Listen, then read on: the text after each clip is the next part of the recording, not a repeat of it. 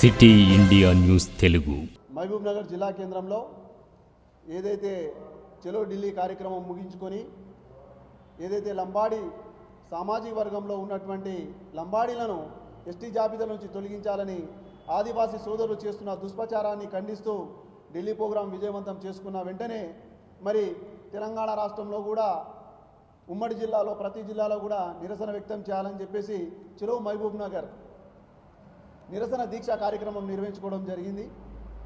ఈ యొక్క ఆదివాసీ సోదరులు ఏదైతే ప్రథమంగా ఈ రాష్ట్రంలో ఒక దుమారం ఒక దుష్ప్రచారం ఏదైతే లంబాడీలు వలసవాదులు లంబాడీలు ఈ యొక్క భారత రాజ్యాంగంలో అడ్డిదారిన వచ్చారు దొడ్డిదారిన వచ్చారు అని చెప్పేసి చేస్తున్నటువంటి దుష్ప్రచారాన్ని ఖండిస్తూ గిరిజన విద్యార్థి సంఘం గతంలో ఎన్నో పోరాటాలు చేసుకుంటూ వచ్చింది।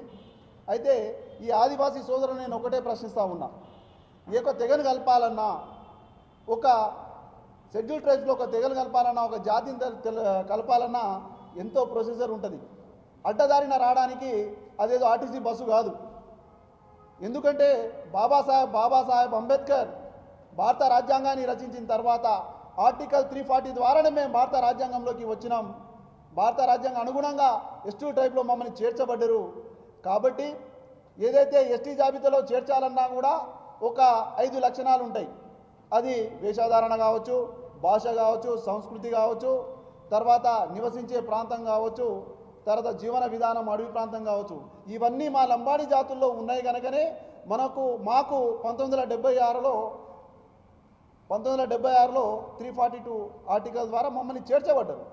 ఇది కాదని ఎట్లా తప్పు చెప్పబడుతున్నారు? మీరు ఎందుకు దుష్ప్రచారం చేస్తూ ఉన్నారు? ఇట్లా తప్పుడు ఆరోపణలు చేసిరు। గతంలో 2016లో ఈ ఆదివాసీ సోదరులు ఎవరైతే ప్రజానాయకులు ఎవరైతే వాళ్ళ స్వార్థం కొరకు ఇదే యొక్క హైకోర్టులో కేసు వేయడం జరిగింది। హైకోర్టు కేసు వేసిన తర్వాత ఏమిచ్చింది? మీకు ప్రతిఫలం ఏమిచ్చింది? 2024 డిసెంబర్లో మీరు చేస్తున్నటువంటి ఆరోపణ ఏదైతే ఉందో అది అసత్యం అని చెప్పేసి కొట్టివేసింది। ఇప్పుడు మళ్ళీ ఏం చేసిరు? సుప్రీంకోర్టుకు వెళ్ళారు। సుప్రీంకోర్టుకు వెళ్ళిన తర్వాత ఏదే కేంద్ర ప్రభుత్వానికి రాష్ట్ర ప్రభుత్వానికి సుప్రీంకోర్టు ఒక నివేదిక పంపించండి అని చెప్పేసి కోరడం జరిగింది। అయితే మేము ఒకటే తెలియజేస్తా ఉన్నాం, ఈ రాష్ట్ర ప్రభుత్వాన్ని కానీ కేంద్ర ప్రభుత్వాన్ని కానీ, ఈరోజు 119 స్థానాలలో దాదాపు 40 లక్షల పైగా ఈరోజు లంబాడి ప్రజలు ఉన్నారు। దాదాపు 40 స్థానాలు ఏదైతే అత్యధిక జనాభా లంబాడి ప్రజలు నివసిస్తున్నారో అక్కడ ఈ కాంగ్రెస్ పార్టీ ఎమ్మెల్యేలు గెలిచిందన్న విషయాన్ని గుర్తు చేస్తూ ఉన్నాం। తర్వాత ఏదైతే మన మహబూబ్ నగర్ జిల్లావాసి ముద్దుబిడ్డ పాలమూరు ముద్దుబిడ్డ మన సీఎం రేవంత్ రెడ్డి గారు కొడంగల్లో అత్యధిక ఓట్ల జనాభా ఉన్నది లంబాడి ప్రజలు। ఆ ఓట్లతోనే ఈరోజు సీఎం కాలేదా అని చెప్పేసి ఎమ్మెల్యే కాలేదా అని చెప్పేసి నేను ప్రశ్నిస్తూ ఉన్నా। ఏదైతే పరిగిలో చూసుకున్నట్టయితే మళ్ళా ఆ విధంగా చూసుకున్నట్టయితే జడ్చల కావచ్చు పరిసరాల ఏదైతే అత్యధిక జనాభా ఎక్కడైతే లంబాడి ప్రజలు నివసిస్తూ ఉన్నారో అక్కడ గుండు గుర్తుగా కాంగ్రెస్కి మనం ఓటేసి ఈ యొక్క కాంగ్రెస్ పార్టీని నిలబెట్టిరని చెప్పేసి ఒక వేదికలో సీఎం రేవంత్ రెడ్డి గారే తెలియజేయడం జరిగింది।